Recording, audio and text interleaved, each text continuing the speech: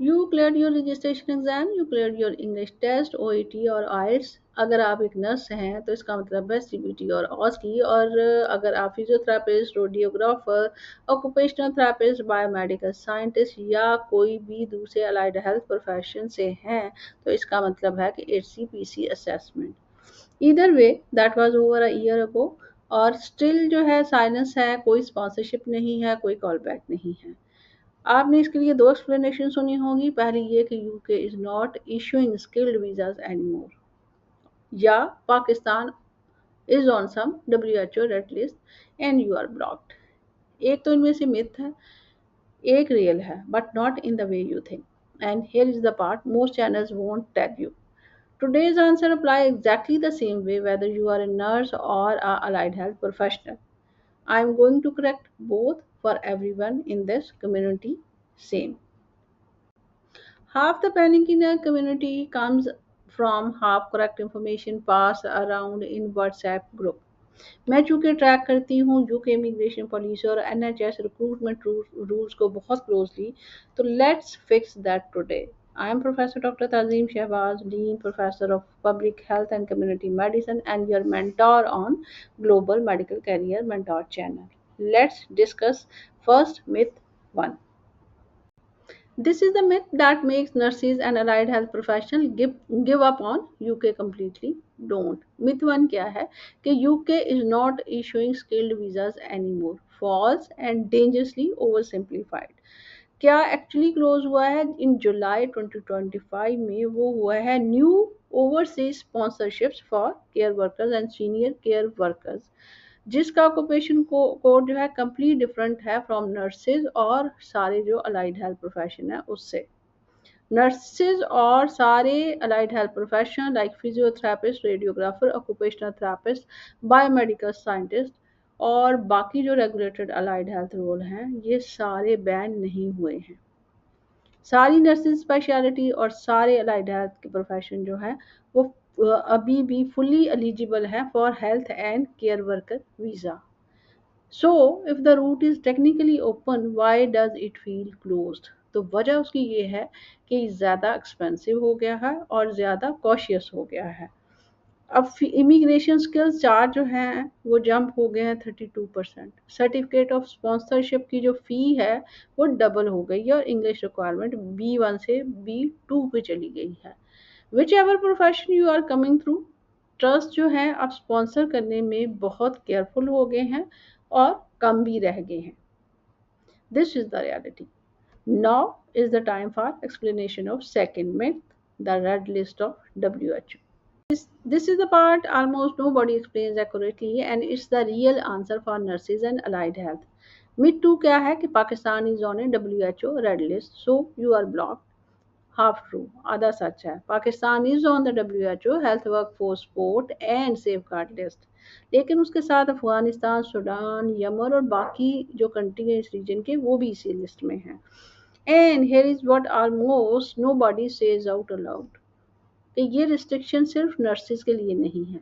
The UK's code of practice for international recruitment जो है वो कवर करता है सारे health and social care personnel by name, जैसे medical staff, nursing staff, midwife, health care scientist and allied health professional including physiotherapist, radiographers, occupational therapist and biomedical scientist. अगर आप एक फिजियोथेरापिस्ट हैं या रेडियोग्राफर हैं वाचिंग दिस थिंकिंग कि red list आपके ऊपर अप्लाई नहीं होती, ये सिर्फ नर्सिंग का प्रॉब्लम है, तो ऐसा नहीं है। ये आपके ऊपर भी एग्जैक्टली उसी तरह अप्लाई होती है जैसे बाकी दूसरे अलाइड हेल्थ प्रोफेशंस पे या नर्सेज पे होती है। But here is what active recruitment actually mean. इसका मतलब क्या है? इसका मतलब वो नहीं है जो आप ले रहे हैं। ये बैन कर रही है एम्प्लॉयर एजेंसी जो कि टारगेटेड रिक्रूटमेंट कंपेन रन करती थी पाकिस्तान में आके या पाकिस्तान में बैठ के।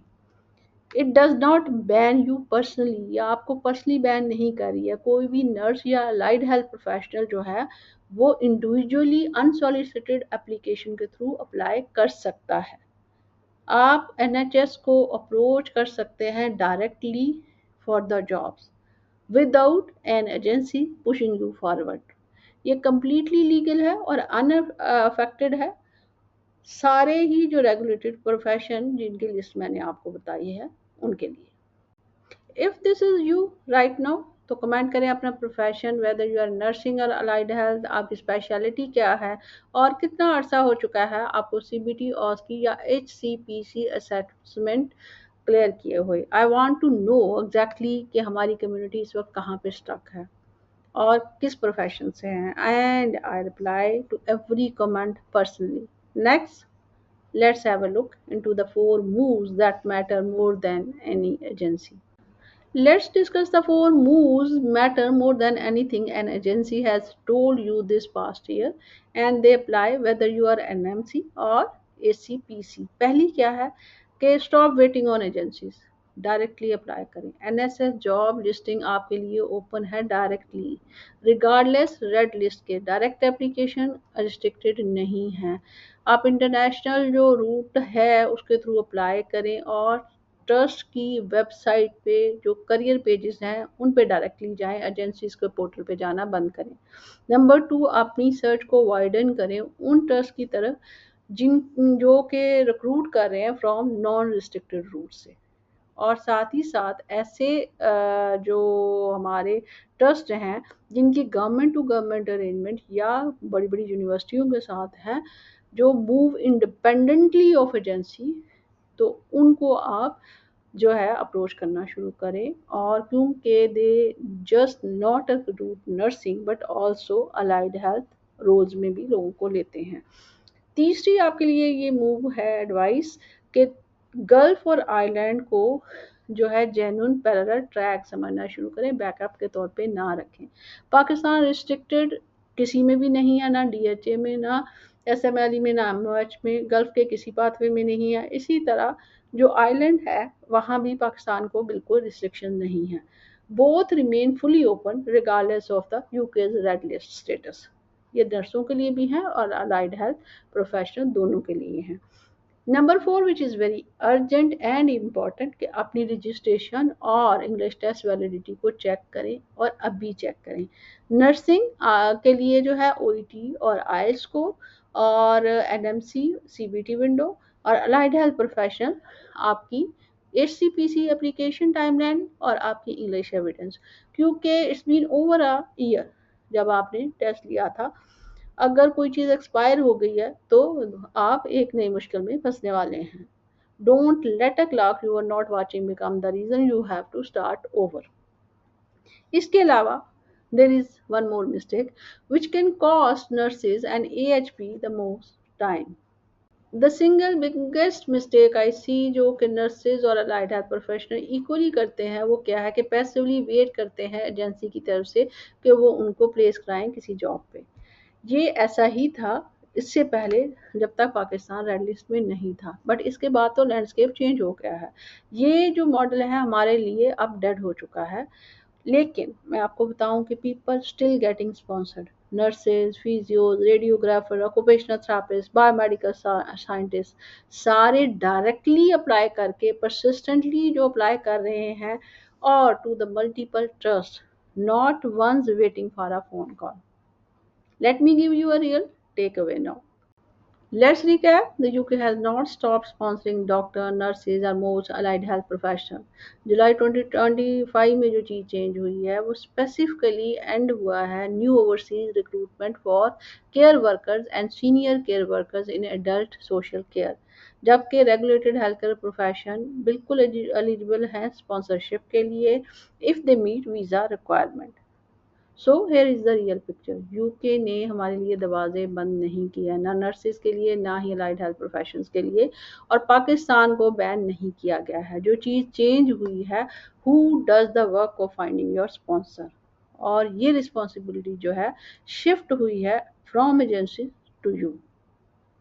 Whichever profession brought you here, that's frustrating, but it's also something you can act on starting today, not something you have to wait out. If this clear something, आप subscribe करें। हर हफ्ते नए करियर को डिस्कस किया जाता है। कोई question है कमेंट करें, I reply to every single one. अब till next video, take care, अल्लाह हाफिज़।